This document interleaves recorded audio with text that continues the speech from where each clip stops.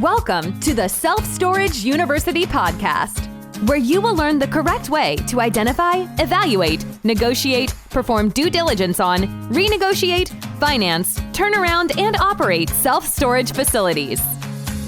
And now, here is your host, a partner in one of the largest real estate portfolios in the U.S. with nearly $1 billion of holdings, Frank Rolfe. So you're looking at self-storage listings online. Perhaps you've gone to LoopNet. And yes, it shows you the location, it shows you the price, it shows you the size, all kinds of items. But do you ever notice at the very bottom, there's a little tiny bit of data there, and it tells you the date that it was placed on that listing service. This is Frank Rolfe with the Self-Storage University podcast. We're going to talk about how important that time on the market feature is in online listings, all the potential that it holds, all the things it suggests about the property. Now, everything in life pretty much is timed. If you go to take your SAT exam in high school, it's got a very rigid time. It starts at a certain minute and it ends at a certain minute. There's very few things in life that have infinite time availability. Let's say, for example, you wanted to become a certified public accountant. You have to pass a part of the exam, and then you have to pass another part of the exam in many states within so many months or days or years from passing the first part, or the first part score is thrown out. So all of us tend to realize that in life, there's a clock that's ticking, and it's ticking on everything. It's ticking on our lifespan. It's ticking on when you graduate from high school or how long you have to be in college to get a professional degree. It doesn't matter what. There's this clock. And the same is also true when people put something online to sell. In the world of self-storage, there's a clock, and the clock starts ticking the minute it goes on. And a healthy property doesn't really present a problem because the clock keeps ticking, but ultimately there's a buyer and it goes under contract, and they do their diligence, and they get a loan, and they close on it. But some properties just seem to sit. If you look at how long they've been on that website, you'll see some of them are not really measured in weeks or months. Some are actually even measured in years since they've been put on there. So what does that information do for us as a potential buyer? Why would it matter if a self-storage facility has been on the market for 3 months or for 3 years? What's the difference? Well, the first thing is the longer something has been on the market, it tends to mean the more desperate the seller. Because most people who put something up for sale, the whole point of it was to sell it in a reasonable period of time. And it's not selling. So as a result, they start to get very concerned. Am I ever going to be able to sell? Does anyone even want my asset? And they may have other time constraints, like trying to settle a divorce or settle an estate. So the longer things sit, the more that seller gets anxious to get that thing out the door. And when you have an anxious seller, some good things can occur. Number one, they have the potential to drop the price substantially.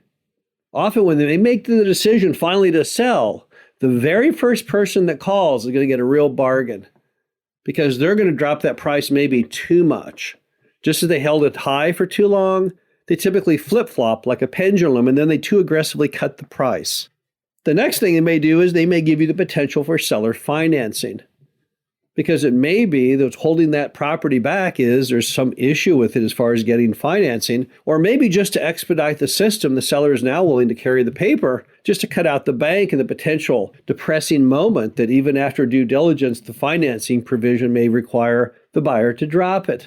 So things that have been on the market a long time typically can come with more attractive price and terms. But there's another indicative item of that time clock on that property, and that may be that the property just isn't one you should be buying. A lot of properties, when they've been on the market for a long, long time, they actually have been under contract, perhaps more than once. But every successive buyer has dropped it. They've dropped it because there may be something lurking under the surface that you don't know about. Might be environmental contamination, maybe a problem with the permit. Maybe the market just has no demand and way too much oversupply. Whatever the case may be, when things sit on the market, it means one of two things. Number one, the property isn't worth buying, has some terrible problem with it. Or number two, the seller has overpriced it and is now becoming extremely desperate. The bottom line in both is it leads to fairly creative deal making. So when something has sat a long time, that typically opens the door for the buyer to often get a really, really good deal because the seller at this point is desperate. And even if the property has some horrible problem, which has scared away other buyers, it may be something that you could fix. I've seen deals where they've languished on the market simply because they've got some kind of terrible issue with the survey. It doesn't mean it could not be fixed. Perhaps it could. Maybe you could tell the seller, hey, seller, here's the deal. Give me an even longer period of due diligence, and I'll try and get the survey problem done. We once bought a property where the survey was so screwed up, it took over a year to get the survey fixed because successive generations, as people died, they didn't want to spend the money for a real survey. So they had broken up the old family farm using just common landmarks that only they knew, like Sally's oak tree and Uncle Bob's fence. But sometimes those things that have scared away the pack can be resolved. Not always, but sometimes. So the bottom line is, when you see things that have sat and sat on LoopNet or any other website selling self-storage facilities, you need to prey on those.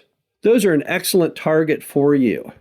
You have something going on that may make it possible to do a very, very creative type of deal to get a much lower price or a seller financing.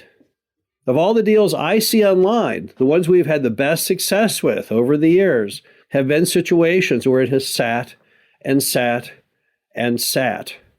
And the fact that you can find that information out by simply looking at the website and the information on the property is an enormous asset to you as the buyer.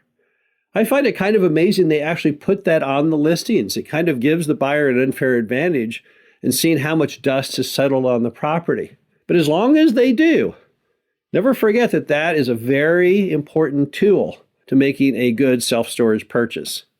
This is Frank Roth, the Self-Storage University podcast. Hope you enjoyed this. Talk to you again soon.